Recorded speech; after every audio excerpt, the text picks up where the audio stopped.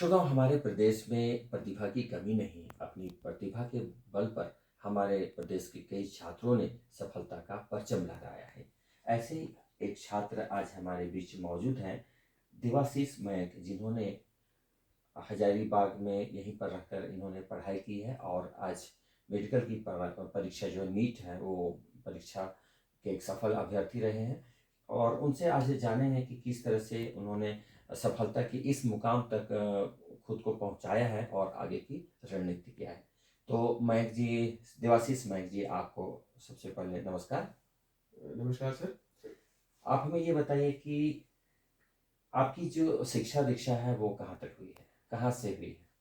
मैंने अपनी 10th तक की पढ़ाई डीएवी पब्लिक स्कूल हजारीबाग से की थी और मैंने अपनी 12th की पढ़ाई मुन्ना पब्लिक स्कूल चौपारण से की है। अच्छा, तो मुन्ना पब्लिक स्कूल यहाँ से क्या नॉन स्कूलिंग वगैरह किए थे या आपने डायरेक्ट कोर्स किया था? नहीं जी, मैंने नॉन स्कूलिंग किया था। अच्छा ठीक है, तो उससे क्या होता है कि पढ़ाई के लिए समय निकालना पड़ता है। आजकल हम देख रहे हैं कि हमारे जो छात्र हैं बहुत सारे वो मेडिकल की तरफ मुखातिब हैं, तो इसका क्या वजह है? मतलब मेडिकल में आने के पीछे जो लोगों का सोच रहता है, या आपकी क्या सोच है कि कौन सी वजह से आप मेडिकल को आपने चयन ये किया, चूज किया है? देखिए, मेडिकल एक ऐसा फील्ड है जहाँ पे आपको सोसाइटी से बहुत रिस्पेक्ट मिलता है। पैसा ये सब तो सेकेंडरी चीज़ है और मैं मानता हूँ कि उसको देख के इस फील्ड में आप ना ही आए, कि सबसे पहले तो आपके मन में लोगों को सर्व करने का आपके अंदर मोटिव होना चाहिए। तो मैक्सिमम लोग इस फील्ड में इसीलिए आ रहे हैं, मुझे उम्मीद है, मैं ऐसा उम्मीद रखता हूँ कि लोग इसीलिए आ रहे हैं ताकि लोग सोसाइटी को सर्व कर सकें। और मैं मेरी मेरी मम्मी मुझे 1 क्लास से ही मुझे बोलती थी कि तुम डॉक्टर बनो। मैं फैंसी ड्रेस कॉम्पिटिशन से मैंने सबसे पहले शुरू किया, वहाँ डॉक्टर का रोल निभाया। उसके बाद धीरे धीरे करके मेरे इस फील्ड में रुचि बढ़ता गया। फिर मैं 11th में आके इस फील्ड को चूज़ किया, बीसीबी। तो ये जो चिकित्सा जगत है, यह क्षेत्र जो है काफ़ी व्यापक है। और हम देखते हैं कि आज ये सेवा की भावना से जो इस ओर आ रहे हैं या आना चाहते हैं, उन लोगों के लिए क्षेत्र बहुत ही अच्छा है। तो आप हमें ये बताइए कि मेडिकल की पढ़ाई के लिए सबसे पहले क्या करना चाहिए? देखिए, मेडिकल की पढ़ाई करने के लिए सबसे पहले तो आपको आपको रेडी रहना पड़ेगा सेक्रीफाइस करने के लिए, क्योंकि यहाँ पे आप जब आइएगा, तो मैं जब खुद इस फील्ड में एंटर किया, मैं 11th में पीसीबी चूज़ किया था। तो सबसे पहले तो मैंने मोबाइल वगैरह तो सब बिल्कुल छोड़ दिया था। मोबाइल, स्मार्टफ़ोन बिल्कुल चलाना छोड़ दिया था। आज इस एज में लोग इंस्टाग्राम, फेसबुक वगैरह बहुत यूज़ करते हैं। सोशल मीडिया से खुद को अलग कर लिए। जी, जी, बिल्कुल। सोशल मीडिया से बिल्कुल मैंने अपने को दूर कर दिया। पार्टी फंक्शन में ज़्यादा अटेंड नहीं कर पाता था। मेरे पापा मम्मी खुद मेरे वजह से भी अटेंड नहीं कर पाते थे। तो लोग आप आस-पास कहते भी थे कि आप कहीं आते नहीं हैं। बट अब जाके जब मैंने कुछ अचीव कर लिया तो लोगों को लगता है कि हाँ, कुछ किया है इसने। उसके अलावा शुरू करने से पहले मैं आपसे ये भी कहूँगा कि आपके अंदर हार्ड वर्क और डिटर्मिनेशन पूरा रहना चाहिए, कि आप, क्योंकि ये आगे का फील्ड बहुत वास्ट होने वाला है। ना सिर्फ 11th-12th, आप जब एमबीबीएस करने शुरू कर कीजिएगा, तो आगे का सिलेबस बहुत बड़ा है। 11th-12th से कहीं गुना बड़ा है। तो आपको उसके लिए तैयार रहना पड़ेगा और आपका 10th क्लास तक का बेसिक्स बिल्कुल स्ट्रॉन्ग होना चाहिए। तो ये मैं कहूँगा कि आपको ये सब रेडी रखना होगा। जी। तो ये तो बहुत अच्छी बात है कि अगर खुद में अगर जज़्बा होगा, डेडिकेशन होगा, तभी आप इस क्षेत्र में आगे बढ़ सकते हैं, चाहे वो कोई भी क्षेत्र हो, लेकिन लगन बहुत ही ज़रूरी है। तो इस मतलब परीक्षा की अगर हम बातचीत करें, नीट की बातचीत करें, तो बहुत सारे जो परीक्षार्थी हैं इस ओर अभी परीक्षा की तैयारी कर रहे हैं, तो उनके लिए थोड़ा आप मार्गदर्शन करें कि उस मतलब ऐसे छात्र किस तरह से तैयारी करें। इसमें किन-किन विषयों की परीक्षा होती है, कितने समय की परीक्षा होती है और इसमें जो अंक का जो होता है मार्क्स डिस्ट्रीब्यूशन, वो किस तरह से होता है? इसके बारे में बताएँ। देखिए, ये नीट की परीक्षा 720 मार्क्स की होती है। तो उसमें फिजिक्स 180 मार्क्स, केमिस्ट्री 180 मार्क्स और बायोलॉजी पूरा मिला के 360 मार्क्स का होता है। तो इसको पूरा करने के लिए आपको 3 घंटे दिए जाते हैं और आपने जो भी 2 साल मेहनत किया है वो आपको इस 3 घंटे में आपको टेस्ट किया जाता है। तो मैं कहूँगा कि आप फिजिक्स के लिए आप जितना भी तीनों सब्जेक्ट्स है, आप तीनों के लिए आप एनसीईआरटी खासकर पढ़ लीजिए। हुँ, और उसमें मैं कहूँगा कि आप इनऑर्गेनिक केमिस्ट्री और बायोलॉजी में तो खासकर अच्छे से पढ़ लीजिएगा। इनऑर्गेनिक आपको एनसीईआरटी पूरी याद रहनी चाहिए। 10 बार पढ़िए, 15 बार पढ़िए।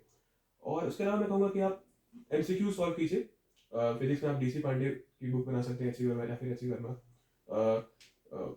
फिजिकल केमिस्ट्री में आप बना सकते हैं, एनओएसटी की बुक बना सकते हैं। और बायोलॉजी में आप NCERT at your finger tips करके आता है एमटीजी की, वो बना सकते हैं। और मैं कहूँगा कि आप प्रीवियस ईयर क्वेश्चन को हमेशा, जब भी आप कोई भी चैप्टर पढ़े, तो प्रीवियस ईयर क्वेश्चन जरूर बनाए, क्योंकि उससे आपको आइडिया मिलेगा कि आपको एक्चुअल एग्जाम में क्या आपको पूछने वाला है। तो इसके अलावा मैं आपसे ये भी कहूँगा कि आप जहाँ भी पढ़ रहे हैं, चाहे आप स्कूल में पढ़ रहे हैं या अगर आप कोई कोचिंग अटेंड कर रहे हैं, तो वहाँ के क्लासेस में बिल्कुल रेगुलर रहिएगा। और मैं आपसे ये भी कहूँगा कि जो भी आप पढ़ रहे हैं उसको आप सेम डे आके रिवाइज कीजिए और टेस्ट सीरीज जरूर दीजिए। और टेस्ट सीरीज में जो भी मार्क्स आए, चाहे अच्छा है या खराब है, अगर अच्छा है तो ज़्यादा खुश नहीं होना है, खराब है तो ज़्यादा उदास नहीं होना है। और हमेशा बिल्कुल एक न्यूट्रल माइंड से पढ़ाई कीजिए और आपका श्योरली सिलेक्शन हो जाएगा। जी। देवाशीष मयंक जी, आप हमें ये बताइए कि इसमें नेगेटिव मार्किंग का भी प्रावधान है क्या? जी जी, नीट नीट में आपको अगर आप सही क्वेश्चन करते हैं तो आपको 4 मार्क्स मिलेगा, और यदि आप गलत करते हैं तो आपका 1 मार्क्स कटेगा। तो आपको जब भी क्वेश्चन आप कोई आंसर कर रहे हैं तो वही क्वेश्चन आंसर कीजिएगा जो आपको पता है, क्योंकि मैंने खुद नीट एग्जाम में मेरे बहुत सारे नेगेटिव्स हो गए थे, करीब 10-15 के आसपास। जी। तो आप बिल्कुल समय कर क्वेश्चन को अटेंड कीजिए, जो आपको आता है वही अटेंड कीजिए। जैसा कि अभी आपने बताया कि अगर आप मतलब क्वेश्चन वगैरह जो होता है डेली आप मतलब निरंतर प्रयास करते रहें और इसके साथ साथ जो डेली जो प्रैक्टिस है उसको अभी आप करें, ताकि आपको ये पता चले कि आपकी तैयारी जो है वो किस स्तर की है, आप और कितनी ज़रूरत है आपको और तैयारी करने की। लेकिन इसमें जो आजकल ऑनलाइन जो क्लासेस चल रहे हैं, बहुत सारे ऐसे छात्र जो अभी ये लॉकडाउन के चलते अभी बाहर नहीं निकल पाए या अच्छे इंस्टीट्यूशन से उन्हें सपोर्ट नहीं मिल पाए, तो ऑनलाइन बहुत सारे ऐसे भी क्लासेस चल रहे हैं जहाँ मेडिकल की तैयारी करवाई जाती है। तो इसकी क्या भूमिका है और आज के समय में कितनी जो है वो प्रासंगिक जान पड़ती है आपके नज़रिए से? जी बिल्कुल, मैं कहूँगा कि ऑनलाइन एजुकेशन आज के मतलब आपके लिए ये वरदान की तरह है। आपको आज के डेट में आपको कहीं जाने की ज़रूरत नहीं है। यूट्यूब पे आपको फ्री का कंटेंट मिलेगा। अगर आप सही तरह से सर्च करना जानते हैं यूट्यूब पे क्या सर्च करना है, तो आपको कहीं भटकने की ज़रूरत नहीं है। यूट्यूब पे फिजिक्स वाला करके एक चैनल था, उस विषय में पढ़ता था। काफ़ी अच्छा चैनल है, आप उसको फॉलो कर सकते हैं। और मतलब आप आराम से पढ़ सकते हो ऑनलाइन। और मैं कहूँगा कि ऑनलाइन पढ़ते समय आप डिस्ट्रैक्शन हो सकता है, तो आप जैसे कि कॉल्स वगैरह ना आए तो आप डू नॉट डिस्टर्ब मोड ये सब आप ऑन कर सकते हैं उस समय।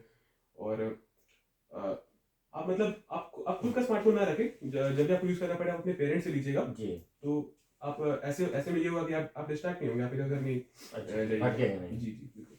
अच्छा, तो आप ये तो बहुत अच्छी बात आपने कहा कि अगर हम ऑनलाइन जैसे यूट्यूब वगैरह में बहुत सारा ऐसा मतलब व्यवस्था है जो आप वहाँ चाहें तो वहाँ सर्च कर सकते हैं और आपको वहाँ ज़रूरत की चीज़ें मिल जाएंगी, जिससे आप जो आपके लिए भविष्य में परीक्षा उपयोगी सिद्ध हो सकती है। आने वाली जो नीट की परीक्षा है वो उसके लिए परीक्षार्थी जो तैयारी कर रहे हैं उनके बारे में आप और क्या कहना चाहेंगे? देखिए, जो अब जो तैयारी करने वाले हैं, मैं उनसे बस यही कहूँगा, आप बिल्कुल टेंशन फ्री रहिए। ये एग्ज़ाम बिल्कुल ईज़ी है, अगर आप बिल्कुल कंसिस्टेंट रहिएगा। जैसा कि मैंने आपको बताया, आप रोज़ आप 5-6 घंटा भी अगर आप रेगुलर पढ़ रहे हैं और बिल्कुल कंसिस्टेंसी के साथ पढ़ रहे हैं, एक भी दिन ऐसा मिस नहीं कर रहे हैं, ऐसा नहीं कि एक दिन 20 घंटा पढ़ लिया, अगले दिन कुछ भी ना पढ़े।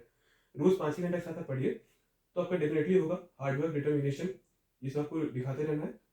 तो मैं यही कहूँगा कि आपका श्योरली सिलेक्शन हो जाएगा। अच्छा, अभी आप नीट क्वालिफ़ाई कर चुके हैं और अभी आप अध्ययनरत हैं, तो अभी मतलब प्रथम वर्ष के आप छात्र हैं। जी, कहाँ अभी आप पढ़ाई कर रहे हैं? मैं रिम्स रांची में पढ़ रहा हूँ। जी। अच्छा, अभी मतलब फर्स्ट ईयर में क्या कुछ पढ़ाया जा रहा है अभी आपको? अभी फर्स्ट ईयर में हमें एनाटॉमी, फिजियोलॉजी और बायोकेमिस्ट्री पढ़ाया जाता है। जी।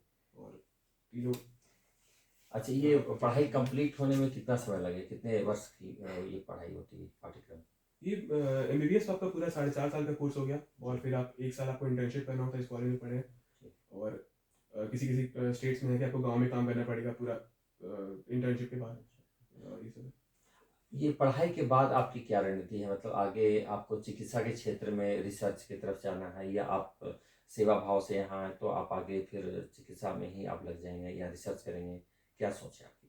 मैं तो चिकित्सा इसी क्षेत्र में रहना चाहता हूँ। जी। और आगे जाके तो मैं अभी सर्जन बनने का सोच रहा हूँ। सर्जन जी, या न्यूरो या फिजिशियन? Neuro surgeon, neuro.